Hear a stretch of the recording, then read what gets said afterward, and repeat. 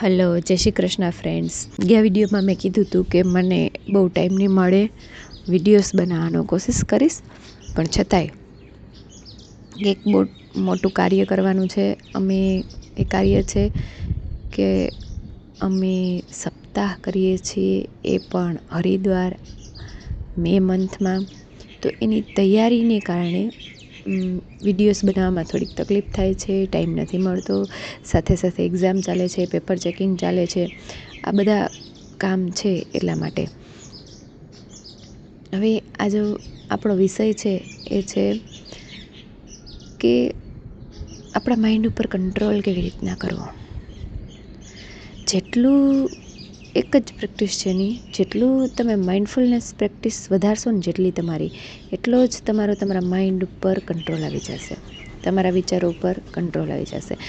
Mindfulness practice એટલે કેટલી વખત મેં સમજાવી છે, હજી હું સમજાવું છું આજે પ્રોપરલી, કે માઇન્ડફુલનેસ પ્રેક્ટિસ એટલે તમે અત્યારે જ્યાં છો એ જગ્યાને, એ સ્થિતિને અનુભવો.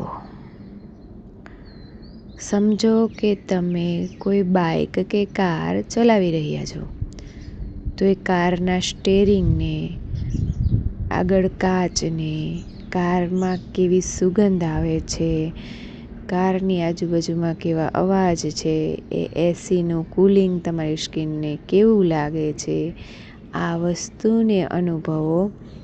એ કહેવાય માઇન્ડફુલનેસ પ્રેક્ટિસ. સમજો કે તમે કંઈક વાંચી રહ્યા છો, તો એમાં કયા શબ્દ છે, એ બુકનું પેજ કેવું છે, આજુબાજુમાં શું છે, એમાં શું કહેવા માગે છે, આ સ્થિતિમાં રહેવું એને કહેવાય માઇન્ડફુલનેસ પ્રેક્ટિસ. અથવા તો તમે જે કામ કરો છો એ દરમિયાન તમારું પૂરું ફોકસ તમારા શ્વાસ ઉપર લઈ જાઓ.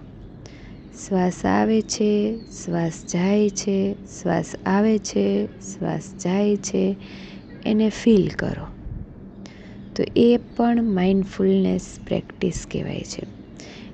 એ સિવાય તો કે તમે ચાલો, અથવા તો તમે ઊભા છો, અથવા તો તમે બેઠા છો, તો તમારા બોડી ક્યાં ક્યાં નીચે ટચ થાય છે, એ ટચ કેવો લાગે છે, તમારા હાથમાં શું છે, એ ટચ કેવો લાગે છે, એના ઉપર પૂરેપૂરું ફોકસ કરવું, એને કહેવાય માઇન્ડફુલનેસ પ્રેક્ટિસ.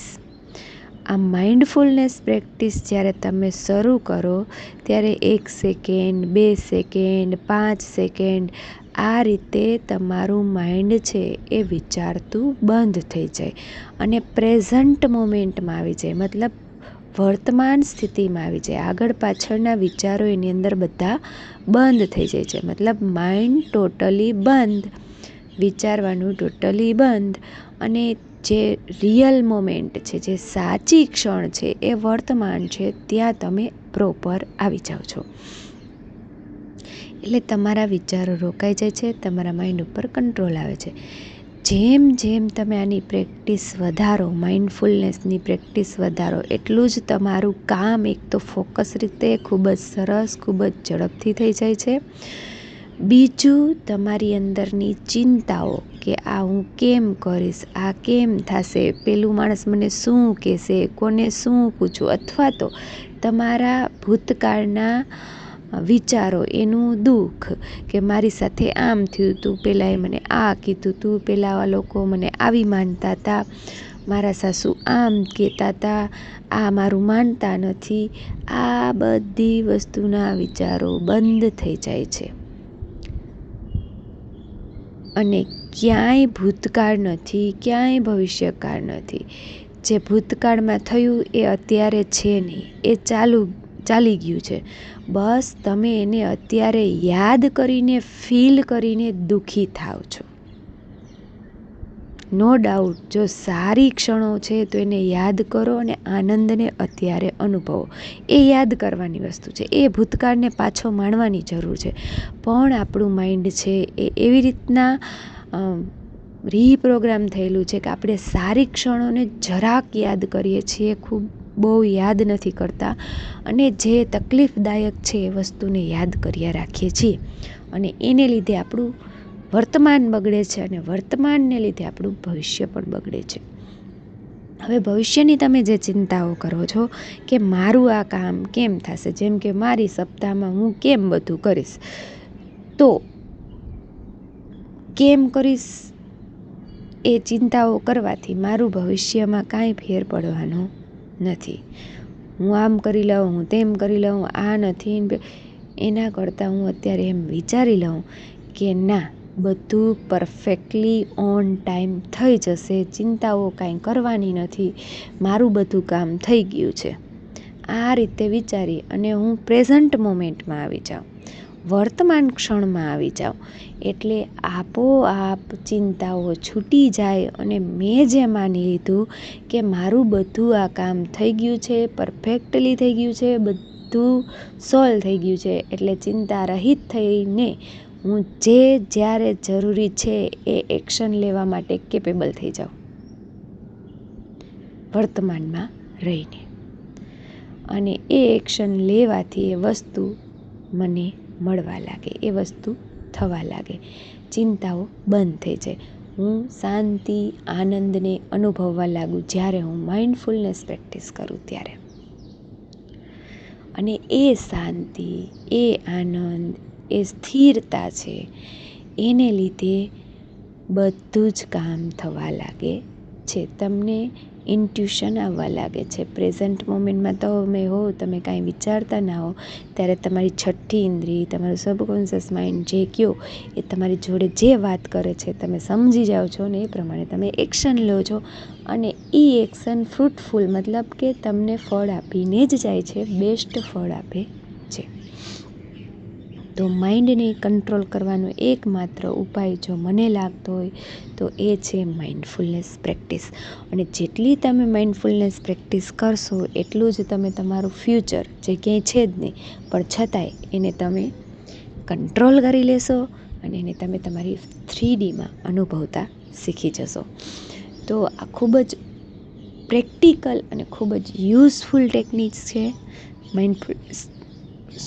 માઇન્ડફુલનેસ પ્રેક્ટિસ કરો અને તમે જુઓ, એનો જાદુ જુઓ કે કેટલી સરસ અસર થાય છે તમારા કામ અને તમારી પાસે કેટલો બધો સમય વધશે. તમે આ કરશો ને એટલે તમે એટલા સરસ રીતે કામ કરશો કે તમને કેટલા કામ કરી નાખ્યા તો પણ હજી મારી પાસે આટલો બધો સમય છે, આ રીતનું થશે. એકવાર પ્રેક્ટિસ કરો અને વારંવાર પોતાની જાતને યાદ કરાવો કે મારે ચિંતાઓ નથી કરવાની, જે થઈ ગયું છે ભૂતકાળ એને નથી અનુભવવાનું, કારણ કે હું જ ક્રિએટર છું.